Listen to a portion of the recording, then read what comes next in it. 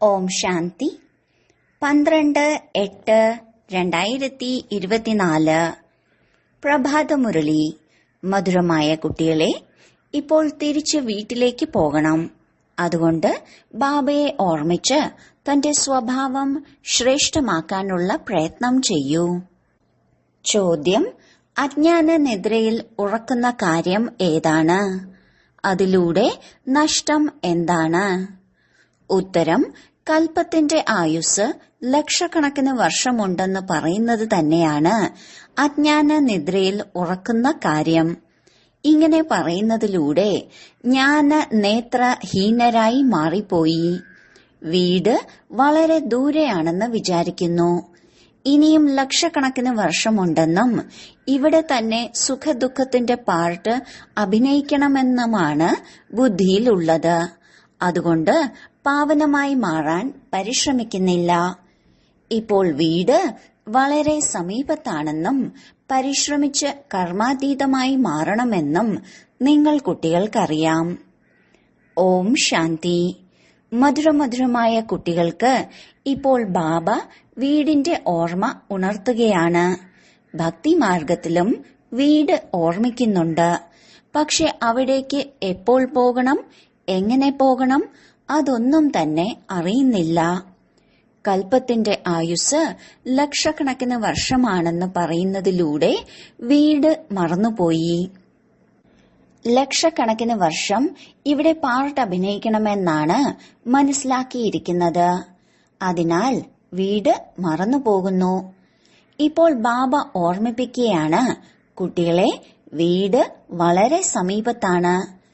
ഇപ്പോൾ നിങ്ങളുടെ വീട്ടിലേക്ക് പോകാം. ഞാൻ നിങ്ങൾ കുട്ടികൾ വിളിച്ചിട്ട് വന്നതാണ്. കൂടെ വരില്ലേ?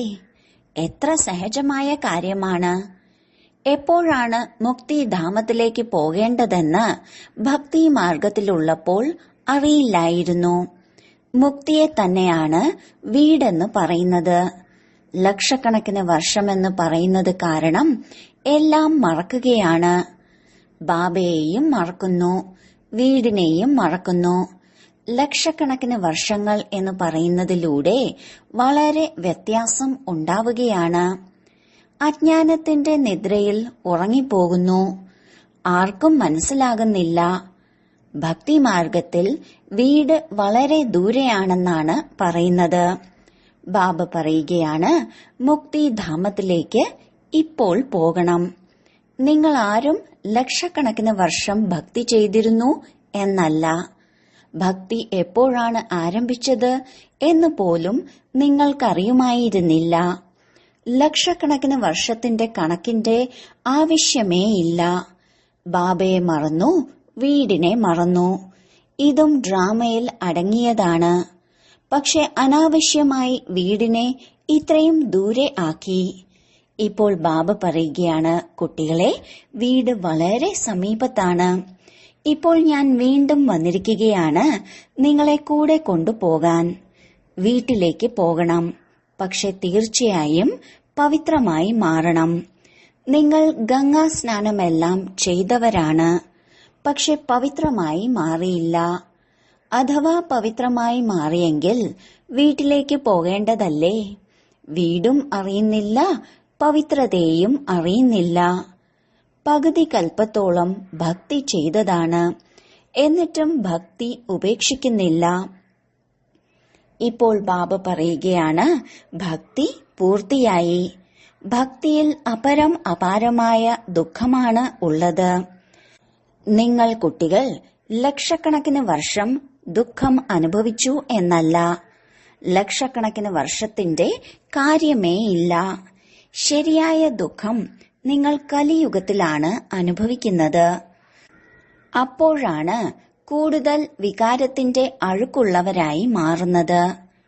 എപ്പോഴാണോ രജോ അവസ്ഥയിലായിരുന്നത് അപ്പോൾ കുറച്ച് വിവേകമുണ്ടായിരുന്നു.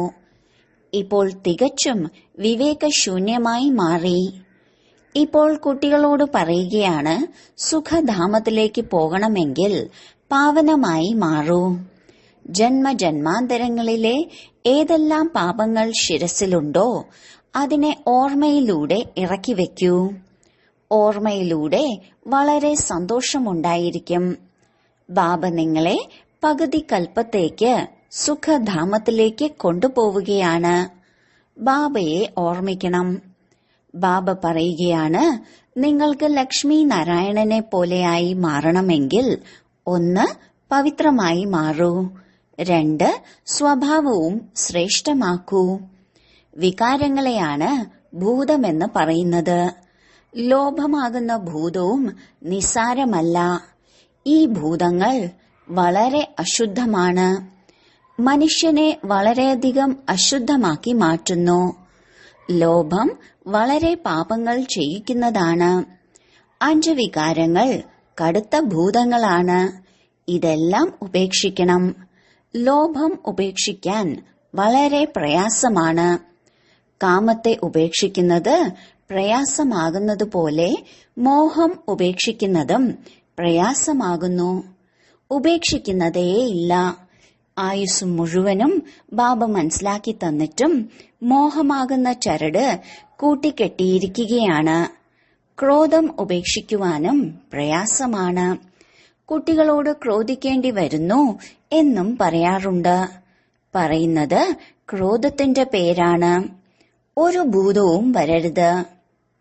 അതിന്റെ മേൽ വിജയം പ്രാപിക്കണം. ബാബ പറയുകയാണ്, ഏതുവരേക്കും ഞാനുണ്ടോ അതുവരേക്കും നിങ്ങൾ പുരുഷാർത്ഥം ചെയ്തുകൊണ്ടേയിരിക്കൂ. ബാബ എത്ര വർഷം ഉണ്ടായിരിക്കും? ബാബ ഇത്രയും വർഷങ്ങളായി മനസ്സിലാക്കി തരികയാണ്. നന്നായി സമയം തരുന്നുണ്ട്. സൃഷ്ടിചക്രത്തെ അറിയുക വളരെ സഹജമാണ്. 7 ദിവസത്തെ മുഴുവൻ ജ്ഞാനവും ബുദ്ധിയിലേക്ക് വരുന്നുണ്ട്. ബാക്കി ജന്മജന്മാന്തരങ്ങളിലെ പാപം ഭസ്മമാകാനാണ് സമയം എടുക്കുന്നത്. ഇത് പ്രയാസമാണ്. അതിനുവേണ്ടിയാണ് ബാബ സമയം നൽകുന്നത്. മായയുടെ എതിർപ്പുകൾ വളരെയധികമുണ്ട്. പാടെ മറവിപ്പിക്കുന്നു. ഇവിടെ ഇരിക്കുമ്പോഴും മുഴുവൻ സമയവും ഓർമ്മയിലല്ല ഇരിക്കുന്നത്. പല ഭാഗങ്ങളിലേക്കും ബുദ്ധി പോകുന്നു. അതുകൊണ്ടാണ് സമയം നൽകുന്നത്. പരിശ്രമിച്ച് കർമാതീത അവസ്ഥ നേടണം. പഠിപ്പ് വളരെ സഹജമാണ്. വിവേകശാലികളായ കുട്ടികൾ 7 ദിവസത്തിൽ മുഴുവൻ ജ്ഞാനവും മനസ്സിലാക്കും. ഈ 84 ജന്മത്തിന്റെ ചക്രം എങ്ങനെ കറങ്ങുന്നുവെന്ന് മനസ്സിലാക്കും. അതിനുശേഷം പവിത്രമായി മാറാനാണ് പരിശ്രമം. ഇതിൽ ധാരാളം പ്രശ്നങ്ങൾ ഉണ്ടാകുന്നു. കാര്യം ശരിയാണ്, ഞങ്ങളും ഗ്ലാനി ചെയ്തിട്ടുണ്ടായിരുന്നു എന്ന് മനസ്സിലാക്കുന്നു. ഈ ബ്രഹ്മകുമാരിമാർ സഹോദരീ സഹോദരരാക്കി മാറ്റുന്നു. പക്ഷേ കാര്യം വളരെ ശരിയാണ്. ഏതുവരേക്കും നാം പ്രജാപിത ബ്രഹ്മാവിന്റെ കുട്ടികളായി മാറുന്നില്ലയോ അതുവരേക്കും പവിത്രമായിരിക്കുവാൻ എങ്ങനെ സാധിക്കും? ക്രിമിനൽ ദൃഷ്ടിയിൽ നിന്നും സിവിൽ ദൃഷ്ടിയുള്ളവരായി എങ്ങനെ മാറാൻ സാധിക്കും? ഈ യുക്തി വളരെ നല്ലതാണ്. ഞങ്ങൾ ബ്രഹ്മകുമാരി കുമാരന്മാർ സഹോദരീ സഹോദരരായി മാറി. ഇതിലൂടെ വളരെ സഹായം ലഭിക്കും. സിവിൽ ദൃഷ്ടിയുള്ളവരായി മാറാനുള്ള സഹായം ലഭിക്കും. ബ്രഹ്മാവിനും കർത്തവ്യമുണ്ടല്ലോ. ബ്രഹ്മാവിലൂടെ ദേവീദേവതാ ധർമ്മത്തിന്റെ സ്ഥാപന അഥവാ മനുഷ്യനെ ദേവതയാക്കി മാറ്റണം. ബാബ വരുന്നത് പുരുഷോത്തമ സംഗമയുഗത്തിലാണ്. മനസ്സിലാക്കി കൊടുക്കാൻ എത്ര പരിശ്രമിക്കേണ്ടതായി വരുന്നു. ബാബയുടെ പരിചയം കൊടുക്കുന്നതിന് വേണ്ടി സെന്ററുകൾ തുറക്കേണ്ടി വരികയാണ്. പരിധിയില്ലാത്ത ബാബയിൽ നിന്നും പരിധിയില്ലാത്ത സമ്പത്ത് നേടണം. ഭഗവാൻ നിരാകാരനാണ്. കൃഷ്ണൻ ദേഹധാരിയാണ്. കൃഷ്ണനെ ഭഗവാൻ എന്ന് പറയാൻ സാധിക്കില്ല. ഭഗവാൻ വന്ന് ഭക്തിയുടെ ഫലം നൽകുകയാണ് എന്ന് പറയാറുണ്ട്. പക്ഷെ ഭഗവാന്റെ പരിചയമില്ല. നിങ്ങൾ എത്ര മനസ്സിലാക്കി കൊടുത്താലും മനസ്സിലാക്കുന്നില്ല. ദേഹധാരികളെല്ലാവരും പുനർജന്മങ്ങളിലേക്ക് തീർച്ചയായും വരുന്നുണ്ട്. ദേഹധാരികളിൽ നിന്ന് സമ്പത്തെടുക്കാൻ സാധിക്കില്ല. ആത്മാക്കൾക്ക് ഒരു പരമപിത പരമാത്മാവിൽ നിന്നാണ് സമ്പത്ത് ലഭിക്കുന്നത്. മനുഷ്യന് മനുഷ്യർക്ക് ജീവൻ മുക്തി നൽകാൻ സാധിക്കില്ല. ഈ സമ്പത്ത് നേടുന്നതിനു വേണ്ടി നിങ്ങൾ കുട്ടികൾ പുരുഷാർത്ഥം ചെയ്തുകൊണ്ടിരിക്കുകയാണ്. ബാബയെ പ്രാപിക്കുന്നതിനു വേണ്ടി നിങ്ങൾ എത്രയാണ് അലഞ്ഞത്. ആദ്യം കേവലം ഒരു ശിവന്റെ പൂജയാണ് ചെയ്തിരുന്നത്. വേറെ എവിടേക്കും പോയിട്ടുണ്ടായിരുന്നില്ല. അത് അവ്യഭിചാരി ഭക്തിയായിരുന്നു. മറ്റുള്ള ക്ഷേത്രങ്ങൾ ഇത്രയും ഉണ്ടായിരുന്നില്ല. ഇപ്പോൾ അനവധി ചിത്രങ്ങളും ക്ഷേത്രങ്ങളും ഉണ്ടാക്കുകയാണ്. ഭക്തിമാർഗത്തിൽ നിങ്ങൾക്ക് എത്ര പരിശ്രമിക്കേണ്ടതായി വരുന്നുവെന്ന് നിങ്ങൾക്കറിയാം. ശാസ്ത്രങ്ങളിൽ ഗതി സദ്ഗതിയിലേക്കുള്ള വഴിയില്ല. അത് ഒരു ബാബയാണ് പറഞ്ഞു തരുന്നത്. ഭക്തിമാർഗത്തിൽ എത്ര ക്ഷേത്രങ്ങളാണ് ഉണ്ടാക്കിക്കൊണ്ടിരിക്കുന്നത്. വാസ്തവത്തിൽ ക്ഷേത്രങ്ങളെല്ലാം ഉണ്ടാക്കുന്നത് ദേവീ ദേവതകൾക്ക് വേണ്ടിയാണ്. അവരാണ് സത്യയുഗത്തിൽ വസിക്കുന്നത്. ആരും മനുഷ്യർക്ക് ക്ഷേത്രങ്ങൾ ഉണ്ടാക്കാറില്ല. കാരണം മനുഷ്യർ പതീതരാണ്. പതീതമായ മനുഷ്യർ പാവന ദേവതകളുടെ പൂജ ചെയ്യുന്നു. അവരും മനുഷ്യരാണ്. പക്ഷെ അവരിൽ ദൈവിക ഗുണങ്ങളുണ്ട്. ആരിലാണോ ദൈവിക ഗുണങ്ങൾ ഇല്ലാത്തത് അവർ ദേവതകളുടെ പൂജ ചെയ്യുന്നു. നിങ്ങൾ സ്വയം പൂജ്യരായിരുന്നു, പിന്നീട് പൂജാരികളായി മാറി. മനുഷ്യന്റെ ഭക്തി ചെയ്യുക എന്നത് 5 തത്വങ്ങളുടെ ഭക്തി ചെയ്യലാണ്. ശരീരം 5 തത്വങ്ങൾ കൊണ്ട് ഉണ്ടാക്കപ്പെട്ടതാണ്. ഇപ്പോൾ കുട്ടികൾക്ക് മുക്തിധാമത്തിലേക്ക് പോകണം. അതിനുവേണ്ടിയാണ് ഇത്രയും ഭക്തി ചെയ്തത്. ഇപ്പോൾ വീട്ടിലേക്ക് കൂടെ കൊണ്ടുപോവുകയാണ്. നിങ്ങൾ സത്യയുഗത്തിലേക്ക് പോകും. ബാബ വന്നിരിക്കുകയാണ് പതിത ലോകത്തിൽ നിന്നും പാവന ലോകത്തിലേക്ക് കൊണ്ടുപോകാൻ. പാവനമായ ലോകം 2ആണുള്ളത്. ഒന്ന് മുക്തി, പിന്നൊന്ന് ജീവൻ മുക്തി. ബാബ പറയുകയാണ്, മധുരമധുരമായ കുട്ടികളെ, ഞാൻ കൽപ്പകൽപ്പം സംഗമയുഗത്തിലാണ് വരുന്നത്. നിങ്ങൾ ഭക്തിമാർഗത്തിൽ എത്ര ദുഃഖങ്ങൾ അനുഭവിച്ചിരുന്നു. ഗീതത്തിലുണ്ടല്ലോ, 4 ഭാഗങ്ങളിലും ചുറ്റിക്കറങ്ങി, എന്നിട്ടും ദൂരെയായി. ആരിൽ നിന്ന്? ബാബയിൽ നിന്ന്. ബാബയെ തിരയുന്നതിനു വേണ്ടി ജന്മജന്മാന്തരങ്ങളായി ചുറ്റുകയായിരുന്നു. പക്ഷെ എന്നിട്ടും ബാബയിൽ നിന്നും ദൂരെയായിരുന്നു. അതുകൊണ്ടാണ് വിളിച്ചത്, അല്ലയോ പതീത പാവന, വരൂ, വന്ന് പാവനമാക്കി മാറ്റൂ. ബാബയ്ക്കല്ലാതെ വേറെ ആർക്കും പാവനമാക്കി മാറ്റാൻ സാധിക്കില്ല. ഇത് 5000 വർഷത്തിന്റെ കളിയാണ്.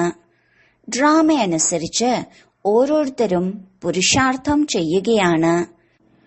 കഴിഞ്ഞ കൽപ്പം ചെയ്തതുപോലെ തന്നെയാണ് ചെയ്യുന്നത്.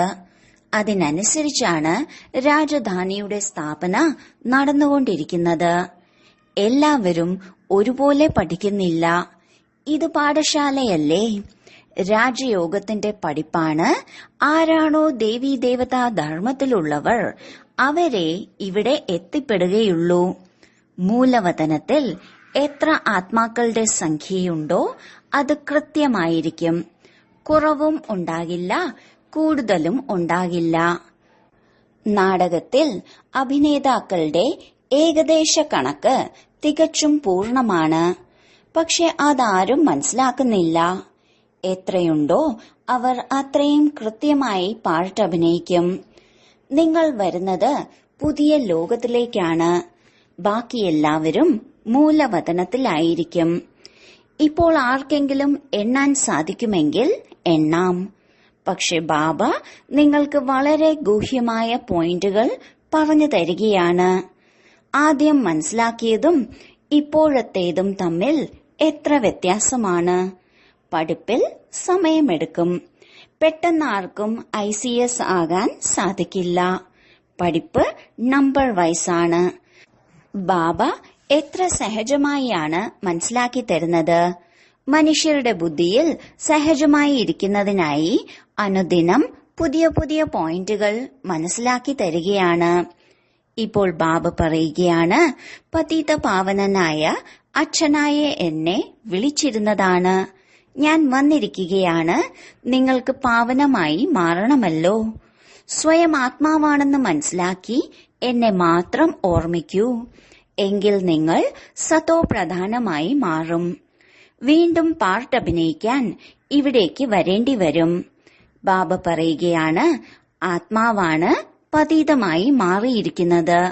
അതുകൊണ്ട് പതീത പാവനനായ ബാബയെ പാവനമായി മാറുന്നതിന് വേണ്ടി ഓർമ്മിക്കൂ. എത്ര അത്ഭുതമാണ്! ഇത്രയും ചെറിയ ആത്മാവ് എത്ര പാർട്ട് അഭിനയിക്കുകയാണ്. ഇതിനെയാണ് ഈശ്വരന്റെ മായാവിലാസം എന്ന് പറയുന്നത്. ആത്മാവിനെ കാണാൻ കഴിയില്ല. ചിലർ പറയാറുണ്ട്, ഞങ്ങൾക്ക് പരമാത്മാവിന്റെ സാക്ഷാത്കാരം ലഭിച്ചു. ബാബ പറയുകയാണ്, ഇത്രയും ചെറിയ ബിന്ദുവിന്റെ സാക്ഷാത്കാരം എങ്ങനെ ചെയ്യും? എന്നെ അറിയാനാണ് കഴിയുക. ബാക്കി കാണുന്നത് പ്രയാസമാണ്.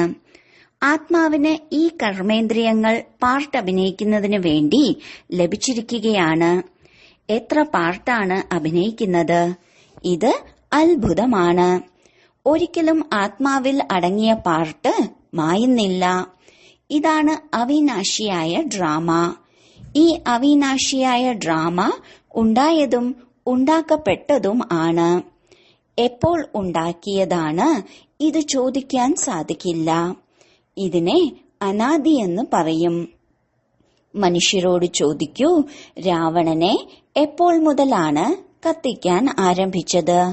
ശാസ്ത്രങ്ങൾ എപ്പോൾ മുതലാണ് പഠിച്ചു തുടങ്ങിയത്? അവർ പറയും, അനാദിയാണ്, അറിയില്ല. ആശയക്കുഴപ്പമാകാറില്ലേ?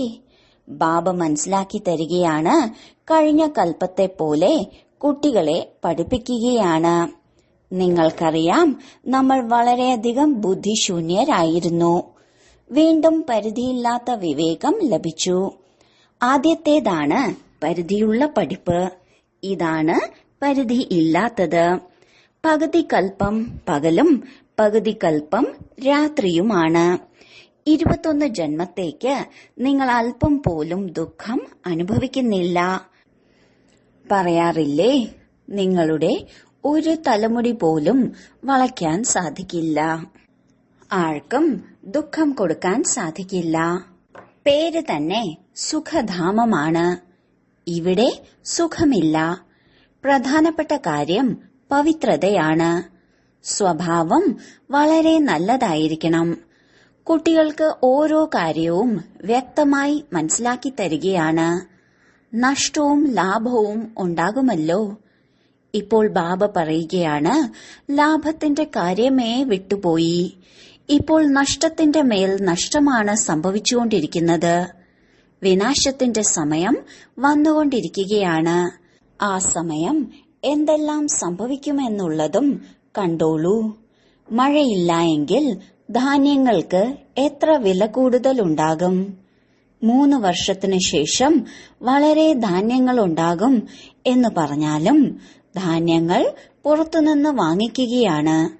ഒരു അരിമണി പോലും ലഭിക്കാത്ത ഒരു സമയവും വരും. അത്രയ്ക്ക് ആപത്തുകൾ വരാനുണ്ട്. ഇതിനെ ഈശ്വരീയ ആപത്തെന്നാണ് പറയുന്നത്. മഴയില്ല എങ്കിൽ തീർച്ചയായും കാലക്കേടുണ്ടാകും.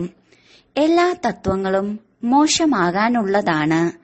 വളരെയധികം സ്ഥലങ്ങളിൽ മഴ വലിയ നാശനഷ്ടങ്ങൾ ഉണ്ടാക്കും. ബാബ ആദി സനാതന ദേവീദേവതാ ധർമ്മത്തിന്റെ സ്ഥാപന ചെയ്തുകൊണ്ടിരിക്കുകയാണ് എന്ന് നിങ്ങൾ കുട്ടികൾക്കറിയാം. നിങ്ങളുടെ ലക്ഷ്യം തന്നെ ഇതാണ്.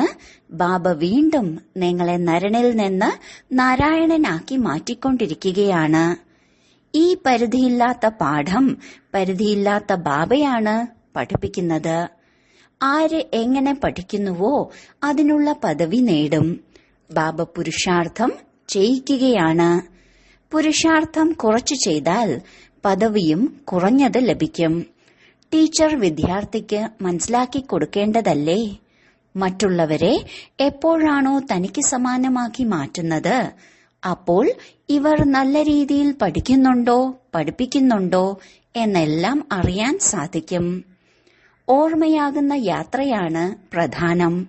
ശിരസിൽ പാപഭാരം വളരെയധികം ഉണ്ട്. എന്നെ ഓർമ്മിക്കൂ എങ്കിൽ പാപങ്ങൾ ഭസ്മമാകും. ഇതാണ് ആത്മീയ യാത്ര. ചെറിയ കുട്ടികളെയും പഠിപ്പിക്കൂ. ശിവബാബയെ ഓർമ്മിപ്പിക്കൂ. അവർക്കും അവകാശമുണ്ട്. സ്വയം ആത്മാവാണെന്ന് മനസ്സിലാക്കി ബാബയെ ഓർമ്മിക്കണം എന്ന് മനസ്സിലാക്കുന്നില്ല. കേവലം ശിവബാബയെ ഓർമ്മിക്കണം. പരിശ്രമിക്കുന്നതിലൂടെ അവർക്കും നന്മയുണ്ടാകും. ശരി, വളരെ കാലത്തെ വേർപാടിന് ശേഷം തിരിച്ചു കിട്ടിയ മധുരമധുരമായ കുട്ടികൾക്ക് മാതാവും പിതാവുമായ ബാബ്ദാദയുടെ സ്നേഹസ്മരണയും പുലർക്കാല വന്ദനവും. ആത്മീയ അച്ഛന്റെ ആത്മീയ കുട്ടികൾക്ക് നമസ്കാരം. ധാരണയ്ക്കുള്ള മുഖ്യസാരം: 1. നരനിൽ നിന്ന് നാരായണന്റെ പദവി പ്രാപ്തമാക്കുന്നതിന് വേണ്ടി പരിധിയില്ലാത്ത ബാബയിൽ നിന്നും പരിധിയില്ലാത്ത പാഠം പഠിച്ച് മറ്റുള്ളവരെയും പഠിപ്പിക്കണം. തനിക്ക് സമാനമാക്കി മാറ്റാനുള്ള സേവനം ചെയ്യണം. 2. ലോഭം, മോഹം ഇവയുടെ ചരടുകൾ ഇല്ലാതാക്കാനുള്ള പരിശ്രമം ചെയ്യണം. ഒരു ഭൂതങ്ങൾക്കും ഉള്ളിലേക്ക് പ്രവേശിക്കാൻ സാധിക്കാത്ത വിധം ശ്രേഷ്ഠമാകണം.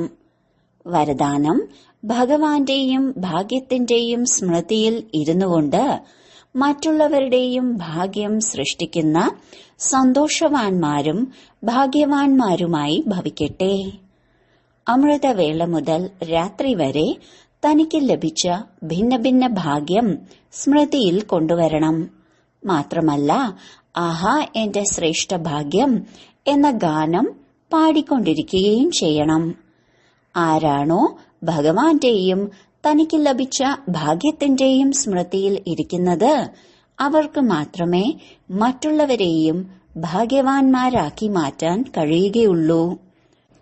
ബ്രാഹ്മണൻ എന്നാൽ സദാ ഭാഗ്യവാൻ, സദാ സന്തോഷവാൻ എന്നാണ് അർത്ഥം. ബ്രാഹ്മണാത്മാക്കളുടെ സന്തോഷം ഇല്ലാതാക്കുന്നതിനുള്ള ധൈര്യം ആർക്കുമില്ല. ഓരോ ബ്രാഹ്മണാത്മാക്കളും സന്തോഷവാന്മാരും ഭാഗ്യവാന്മാരുമാണ്. ശരീരം തന്നെ ഇല്ലാതായാലും സന്തോഷം ഇല്ലാതാകില്ല. ബ്രാഹ്മണ ജീവിതത്തിൽ നിന്നും സന്തോഷം ഇല്ലാതാകുക എന്നത് അസംഭവ്യമായ കാര്യമാണ്. സ്ലോഗൻ: മായയാകുന്ന ഊഞ്ഞാലിനെ വിട്ട് അതീന്ദ്രിയ സുഖത്തിന്റെ ഊഞ്ഞാലിൽ സദാ ആടിക്കൊണ്ടിരിക്കൂ.